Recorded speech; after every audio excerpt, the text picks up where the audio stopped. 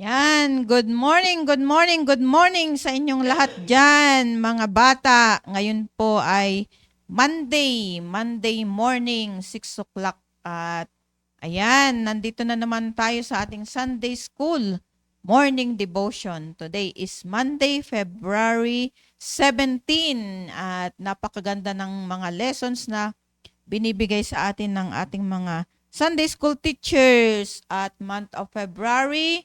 Ngayon ay tinatalakay natin ang pagmamahal ng Diyos. God's love. Ayan, yan yung topic natin for the month of February. At ang ugali na dapat nating matutunan ay tayo dapat ay magkaroon sa ating puso ng pagmamahal ng Diyos. Yan.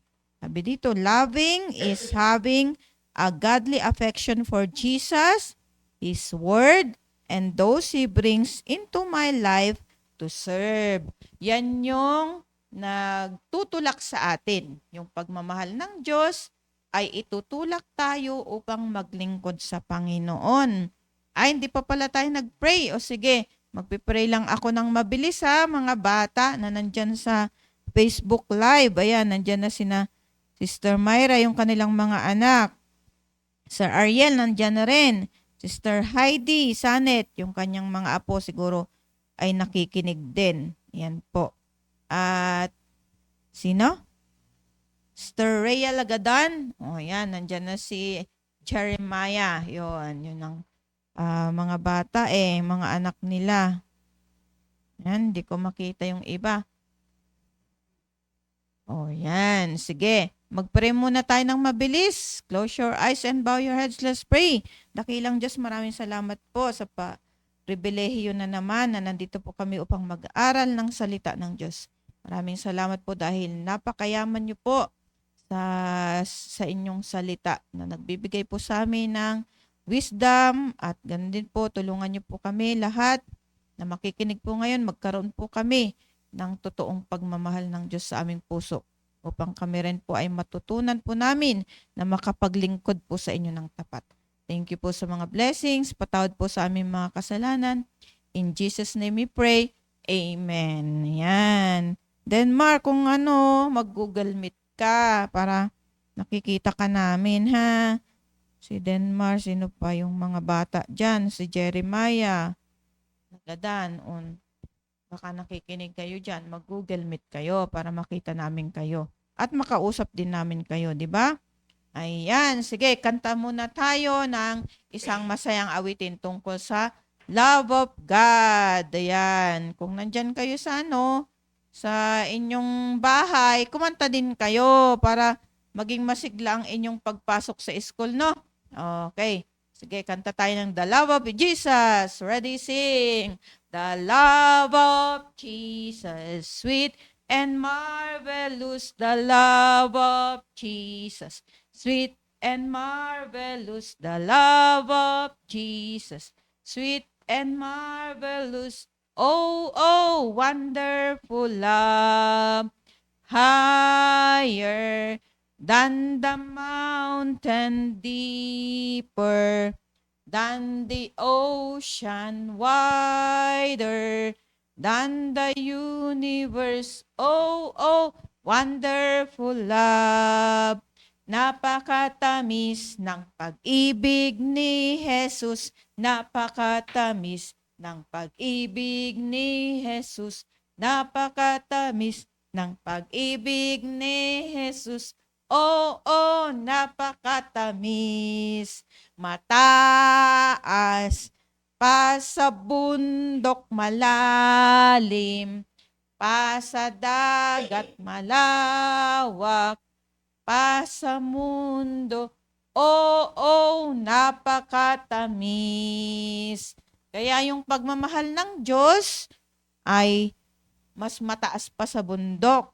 Yun ang ibig sabihin ng kanta. Mas malawak pa sa mundo. Yan. O, saan tayo makakakita ng ganong pagmamahal? Walang iba kundi yung pagmamahal lamang ng Diyos. O, di ba? Kung nakikinig kayo sa mensahe ng preaching ng ating pastor. Ay, by the way, ako pala si Sister Sheila. Kami ngayon ang host ng Children's Morning Devotion, 1 to 5 years old. Yan. Every Sunday, nagtuturo kami ng 1 year old up to 5 years old na mga bata. Okay, at tapos na tayo sa ating pagkanta. Dito naman tayo sa, kung meron kayong Bible sa inyong tahanan, ito yung ating verse for the day. Proverbs 22 verse 1. Ayan, kunin ninyo ang inyong Bible at sabay-sabay nating basahin. Proverbs 22 verse 1, a good name is rather to be chosen than great riches, and loving favor rather than silver and gold. Ulitin ko, a good name is rather to be chosen than great riches, and loving favor rather than silver and gold. Kaya maganda na magkaroon tayo ng magandang testimony. Yan. Yung ating buhay, yan ang ibig sabihin ng good name. Yung ating buhay ay merong Diyos na nakikita, di ba? Kasi yun yung pinakamahalaga. Yun yung pipiliin natin, magkaroon tayo ng magandang buhay kasama ang Panginoon kesa sa mga kayamanan sa mundong ito. Yan. At sabi dito, loving favor, yan, tayo ay mapagmahal. Kesa sa magkaroon tayo ng pilak at ginto. Yan. Pinakamalaga sa lahat, merong tayong buhay kasama si Kristo. Kesa sa tayo ay maging mayaman at tayo ay mapagmahal kagaya ni Kristo. Kesa sa magkaroon tayo ng pilak at ginto. Yan. Di ko naman sinasabi na tanggihan natin yung yung maging mayaman tayo, tanggihan na natin. Ay, sabi ni Teacher Sheila, wag daw tayo maging mayaman. O yan. O kaya naman, ay, sabi ni Teacher Sheila, ay, tatanggihan daw namin yung pilak at ginto. Yan. Mas mahalaga yung magkaroon tayo ng magandang buhay kasama ni Kristo. Yan, magandang pangalan, mabuting pangalan, kasama ni Kristo, kaysa sa pagtuunan natin ng pansin yung magkaroon tayo ng yaman. Yan yung ibig sabihin nun. Mas mahalaga na tayo ay maging mapagmahal sa Diyos, sa ating kapwa, kaysa sa pagtuunan natin ng pansin na magkaroon ng pilak at ginto. Yan. Huwag nating ipagpapalit ang Diyos sa ating mga pinagtutuunan ng pansin ng mga material na bagay. Yun po ang ibig kong sabihin. Kasi ngayon, ang natin ay all about God's love. So yun yung memory verse natin. Sige nga, tandaan nyo nga. Ano nga yung ulit memory verse natin? Proverbs 22 verse 1. A good name is rather to be chosen than great riches, and loving favor rather than silver and gold. Kaya yan yung baon-baon ninyo sa school, ha? Kailangan merong Diyos na nakikita sa inyong buhay. Wag nating ipagmalaki na meron tayong yaman, wag nating ipagmalaki 'yon. Ipagmalaki natin na meron tayong Diyos sa ating puso. At meron tayong Bible, meron tayong salita ng Diyos sa ating buhay. Yun yung ating ipagmamalaki. Okay? Pagtuunan nyo ng pansin, mga bata, ha? At ngayon ay mag-aaral tayo ng salita ng Diyos. Huwag kayong aalis, makinig kayo sa kwento dahil ang kwento natin ay tungkol sa The Good Samaritan. Yan. Ano ba yung pinili? Sino ba yung pumili na tulungan ang kanyang kapwa at bigyan ng pagmamahal? Bagamat ganon, magkaiba sila ng lugar na pinanggalingan at merong barrier or merong hadlang sa kanilang relasyon na kapwa-tao ay bakit pinili niya? Bakit pinili niya na bigyan ng pagmamahal ang isang tao na wala na siyang magagawa? O yan, 'di ba? Kasi tayo pag nagmahal tayo, yan, pipiliin natin mamahalin yung magbibigay din sa atin ng pagmamahal, 'di ba? So bihira yung mga bata, mga tao na mamahalin natin siya kahit wala siyang magagawa sa atin, 'di ba? O yan yung magandang magandang kwento natin ngayon. All about the Good Samaritan.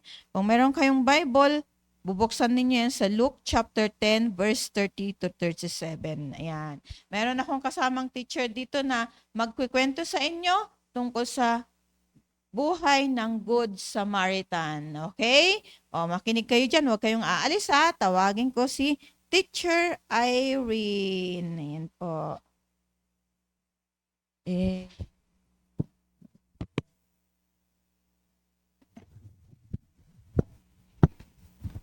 Amen. Magandang umaga sa ating mga bata, sa lahat ng nanonood dyan. Kahit yung mga nanay, alam ko nandyan eh. Yan, good morning sa inyong lahat. Kila Ma'am Myra, kila Ma'am Sanet, kila Sir Ariel, alam ko nanonood sila palagi. Ayan, at lagi kayong manonood araw-araw. Ako nga pala si Teacher Irene. Ako yung naatasan para sa ating kwento, The Good Samaritan. Alam nyo ba yung kwentong to, mga bata? Yan. May isang tao na nagmula ito ay isang Hudyo. Nagmula siya sa Jerusalem at siya ay maglalakbay patungo Jericho. Halos nangangalahati na ang kanyang paglalakbay nang biglang harangin siya ng mga tulisan, mga magnanakaw. Alam niyo ba ang tulisan? Ang tulisan ay matindi kapag sila ang nakasalubong niyo nung unang panahon. Ay talagang harap-harapan na nakawan ka niyan kung anong meron ka. Kung meron kang pag-aari na dala-dala at mahalaga ay aagawin. At itong isang Hudyo na to na naglalakbay ay nagkataon na nasalubong siya at halos hubad siya ng iniwan. At dahil itong Hudyo na ito ay tumatanggi siya na ibigay lahat ng mga meron siya, kaya nasaktan siya. At nung siya ay sinasaktan, hinubaran pa pati damit niya, tinanggal, at yung kanyang bisero na mataba, kinuha din.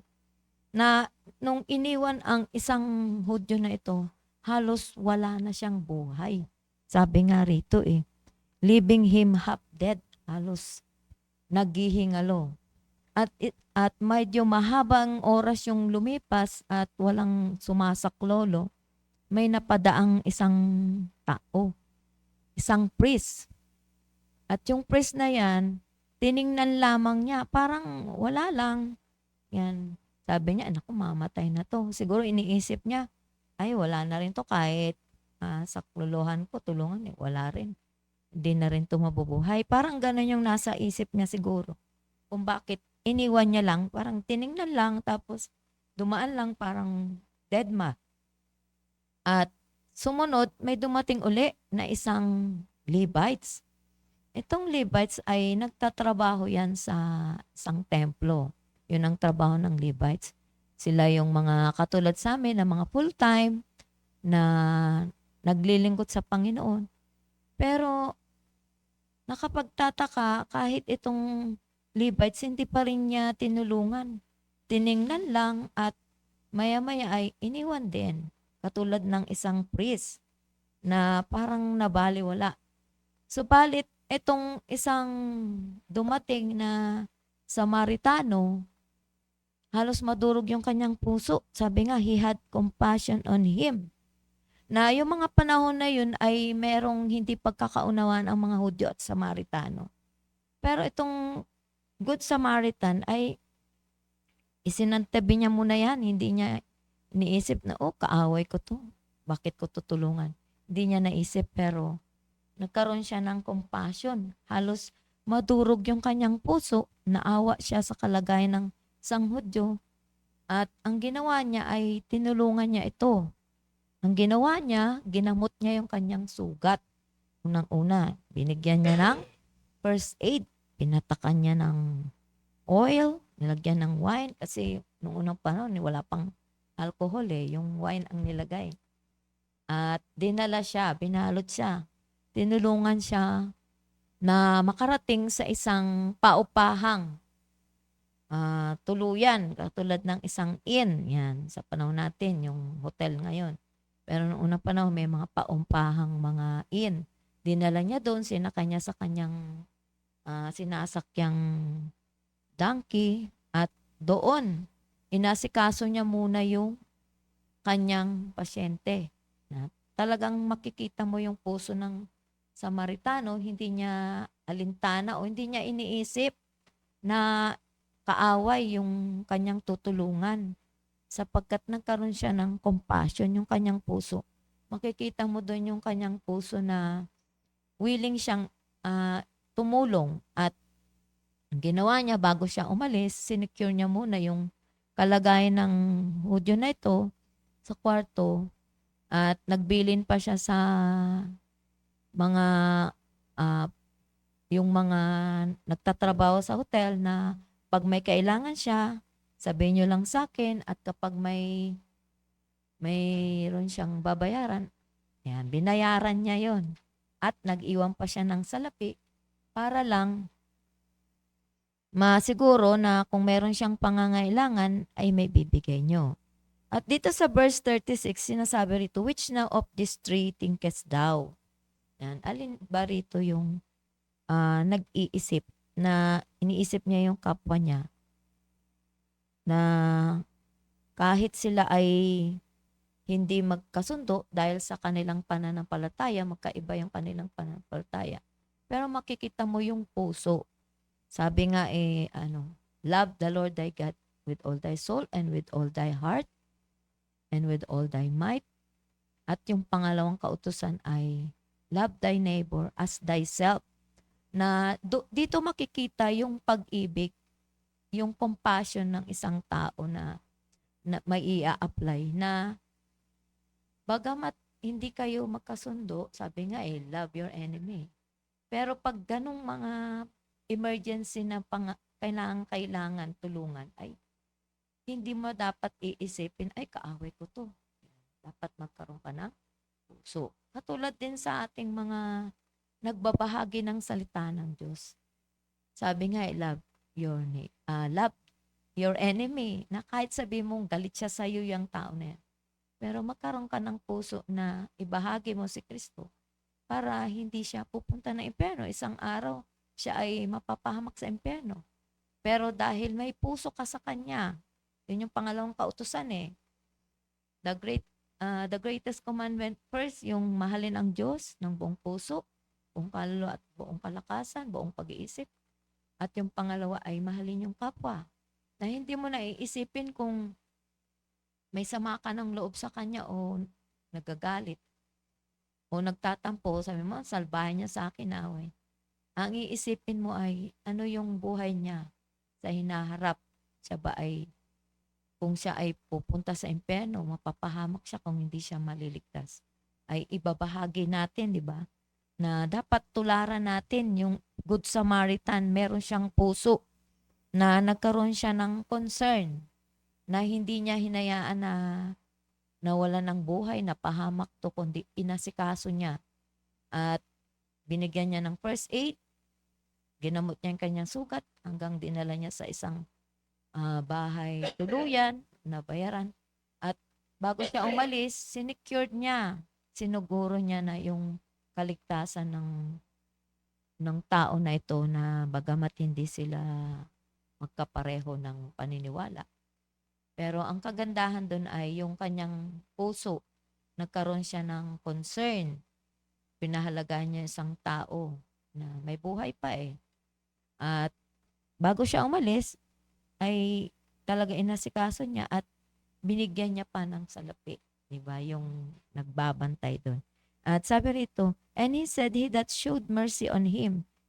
So verse 37, then said Jesus unto him, go and do thou likewise. Likewise. Ang turo ng Panginoong Hesukristo ay umayo tayo. Ganon din yung gagawin natin na dapat nating tularan yung ginawa ng Good Samaritan. Huwag nating iisipin yung kalagayan natin, yung ating relasyon doon sa isang tao.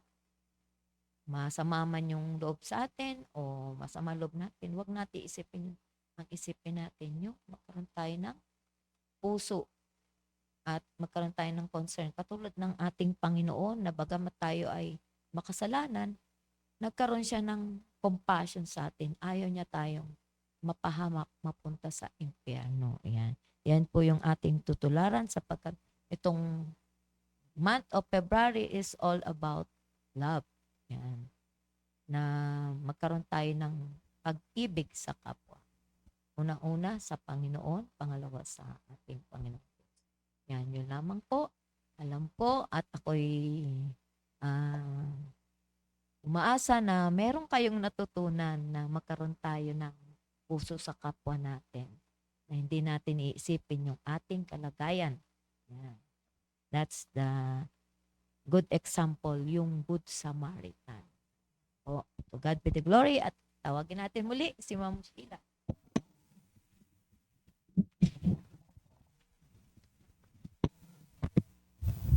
Ayan, mga bata, meron tayong natutunan tungkol sa kwento ng The Good Samaritan. Napakaganda, di ba?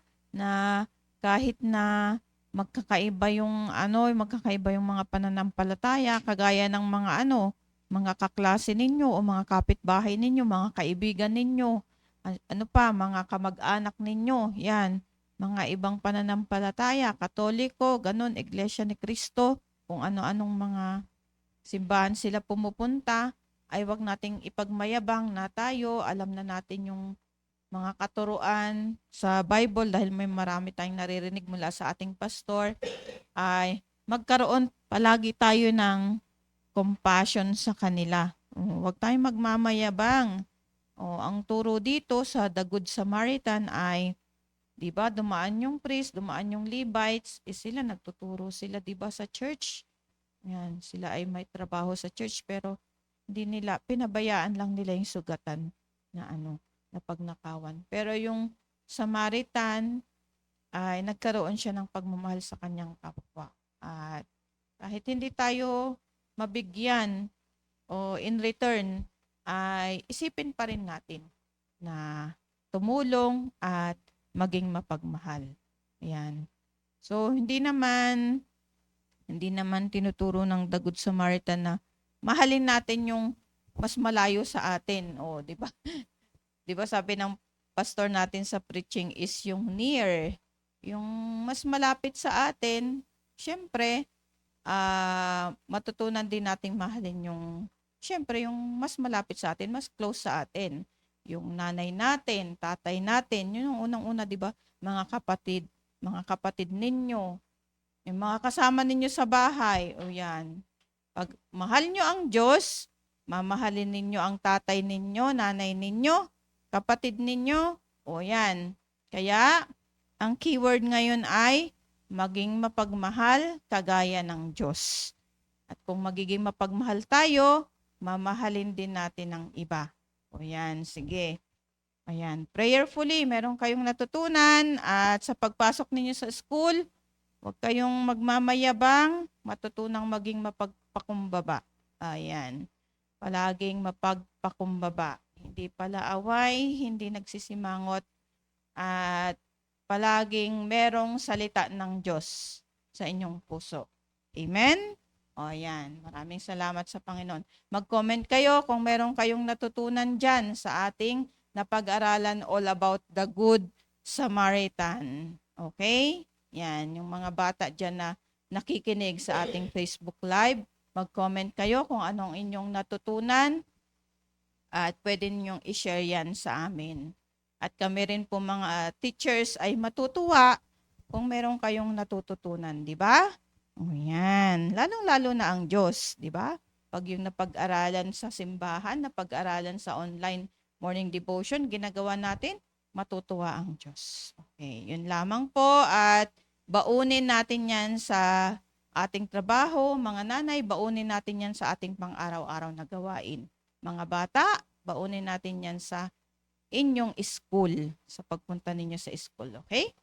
Okay, let's pray na. Close your eyes, bow your heads, let's pray. Dakilang Diyos, maraming salamat po sa aming natapos na Children's Morning Devotion. Tulungan niyo po ang mga bata na mga Sunday School kids namin na anuman ang tinuturo ng aming pastor, ng kanilang mga magulang, ng kanilang mga teacher sa Sunday School ay magawa po nila, maipakita po nila sa kanilang buhay. Nawa Panginoon, yung ginawa po ng Good Samaritan, ito po ay magsilbing halimbawa po sa amin na kung meron mang unang-una na magbibigay ng pagmamahal, magbibigay ng tulong, walang iba kundi kami na nakakarinig ng salita ng Diyos. Tulungan niyo po ang mga buong pamilya po ng church po namin na matutunan po namin palagi na magkaroon ng pagmamahal na nanggagaling po sa inyong salita at pagmamahal na halimbawa po kayo sa aming buhay. At mingi po kami ng tulong po sa inyo sa buong maghapon na maibahagi din namin ang salvation sa mga tao pa po na hindi pa po nakakaalam ng kaligtasan. Thank you so much and we love you. Please forgive us from all of our sins. In Jesus' name we pray. Amen. Yan. Thank you so much, Sir Ariel, Sister Heidi, Sister Myra, Sister Nelda Bore. Yan. Praying na nakikinig sina Emmanuel dyan, tsaka si Alexis. Ayan. Sino pa po? Ayan. Maraming salamat po sa inyo. Bukas po, the next generation ay makinig po kayo bukas ng 5 o'clock in the morning. To God be the glory. Bye-bye. Thank you sa inyong pakikinig.